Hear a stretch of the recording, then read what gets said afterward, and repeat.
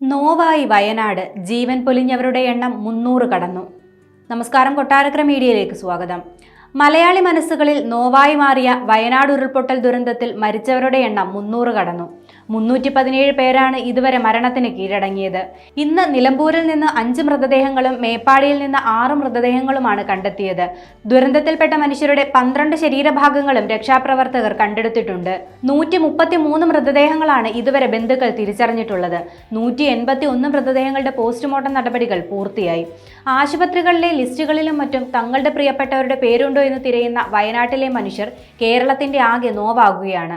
തിരിച്ചറിയാത്ത ഭൗതിക ശരീരങ്ങൾ പൊതുശ്മശാനത്തിൽ സംസ്കരിക്കുമെന്ന് അധികൃതർ അറിയിച്ചു. കൽപ്പറ്റ നഗരസഭ വൈത്തിരി, മുട്ടിൽ, കണിയാമ്പറ്റ, പടിഞ്ഞാറത്തറ, തൊണ്ടർനാട്, എടവക, മുള്ളൻകൊല്ലി ഗ്രാമപഞ്ചായത്തുകളിലാണ് സംസ്കാരത്തിനുള്ള സൗകര്യം ഒരുക്കിയിട്ടുള്ളത്. തിരിച്ചറിയാൻ കഴിയാത്ത 74 മൃതശരീരങ്ങളാണ് മേപ്പാടി ഗ്രാമപഞ്ചായത്തിലെ വിവിധ സ്ഥലങ്ങളിൽ സൂക്ഷിച്ചിട്ടുള്ളത്.